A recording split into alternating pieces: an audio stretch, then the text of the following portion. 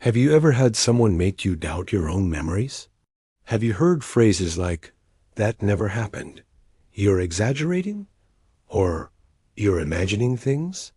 If so, you may have been a victim of one of the most dangerous and subtle forms of manipulation that exist, gaslighting.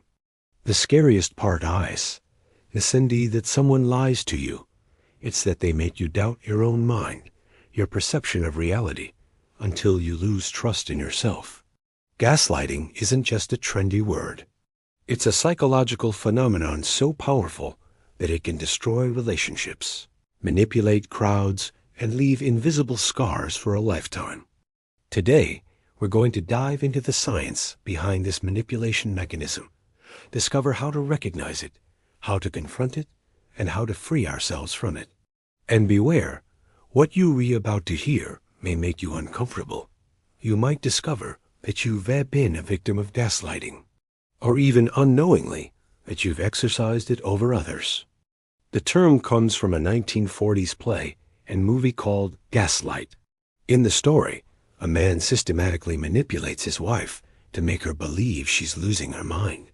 One trick was dimming the gas lights in the house and then denying it when she mentioned it. Gradually, she begins to doubt her own mind. This metaphor gave name to what we now know as gaslighting. But why is it so effective? Because it attacks our perception of reality directly. Our brains need basic trust in what we see, remember, and feel. When someone erodes that trust with phrases, subtle lies, or changing narratives, we gradually stop believing in our minds and start depending on the manipulator's version. Imagine this. A couple argues. She clearly remembers he was late and saw him with someone else. He calmly tells her, "You're crazy. I was never there. You always make things up." After hearing this repeatedly, what happens? She begins to doubt her memories, even though they were true. This is the power of gaslighting in everyday life. Throughout this video, we'll explore everyday examples, real victim stories, and how modern psychology studies this phenomenon.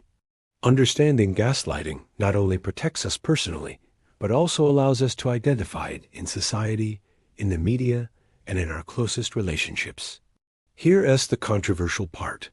What if many institutions we trust use collective gaslighting to control us? Let's look at clear examples. In personal relationships, gaslighting often happens in romantic partnerships. One partner constantly minimizes the other's feelings. "That doesn't hurt. You're too sensitive. You always overreact." By repeating these phrases, the victim starts to believe their perception is wrong and becomes emotionally dependent on the manipulator. At work, it happens too. Imagine a boss who changes their mind about a decision, but then accuses the team of being wrong. "I never said that. You misunderstood."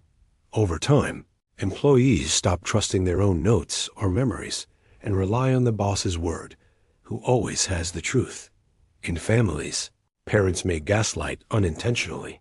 "That never happened. You're making it up. You are always the problem." Statements like these erase the child as experiences and make them grow up thinking their memories are unreliable. But let's go further to the social level. Have you ever noticed a politician blatantly changing their speech and then claiming they never said otherwise? When the media repeats that version, we start doubting our collective memory. The same happens in certain religions or ideological movements that invalidate personal experiences by saying, "You didn't really feel that. That was the devil." Or if you doubt, it's because you're wrong. Here comes the most disturbing part: collective gaslighting. It's not only one-on-one relationships, but large-scale manipulation. Governments denying obvious crises, companies shaping consumer perception, media making us feel crazy for thinking differently. And here's the controversial question. Are we all in some way living inside a giant gaslighting chamber? Psychology has studied this phenomenon in depth. Gaslighting works because it exploits certain cognitive biases. Authority bias. We tend to believe figures of power more than our own memories. Repetition bias. A lie repeated many times ends up seeming true. Conformity bias. If everyone around you acts like nothing is wrong, you start doubting yourself. The effects on victims are devastating. Anxiety, depression, loss of self-esteem, emotional dependence, and in extreme cases, symptoms similar to psychotic disorders. How do you recognize it? Watch for these signs. You constantly apologize without knowing why. You feel like you're walking on eggshells in your relationship. You question your basic memories. Someone always has the truth, and you end up doubting yourself. And most importantly, how do you get out? First, validate your experience. If you felt something, if you remember something, don't discard it just because someone denies it. Second, seek external support. Friends, therapy, witnesses. Third, set clear boundaries. You don't need to argue with someone who constantly invalidates your reality. Remember, gaslighting works quietly, in the shadows, when nobody talks about it. Speaking out is already an act of resistance. And now, here's a debate for you. What if gaslighting isn't just individual manipulators, but a systematic mechanism used by governments, religions, and corporations to keep us in doubt, obedient, and divided? What do you think? The science of gaslighting shows that our minds are much more fragile than we think, but also more powerful if we learn to trust our inner voice again. If this video opened your eyes, if you ever felt someone playing with your perception, share your experience in the comments. Like, subscribe, and suggest new topics.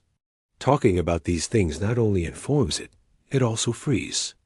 And never forget, when someone tries to make you doubt yourself, remember that your reality matters, your mind matters, and your voice counts.